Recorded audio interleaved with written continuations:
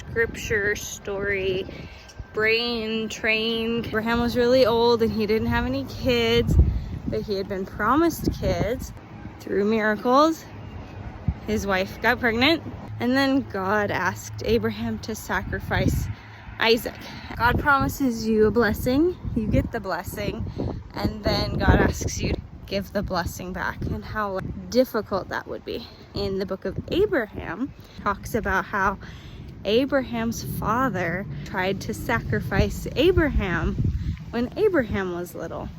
Part of their rituals was sacrificing humans. How much more difficult it would be to be asked to sacrifice your own son when your father tried to sacrifice you.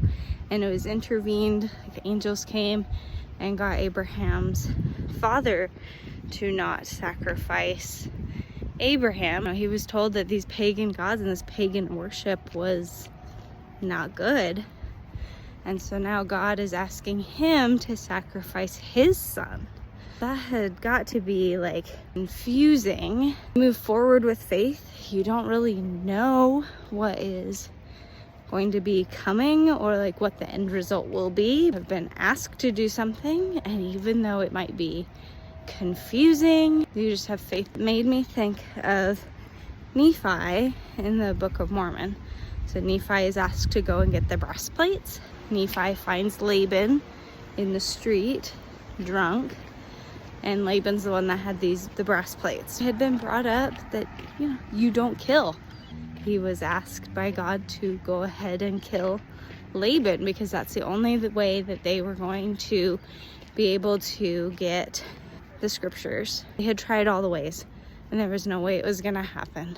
That had to be really hard for Nephi, to be following the faith line and doing what he knows he's supposed to do, but it to be against a teaching that he was told he should not do.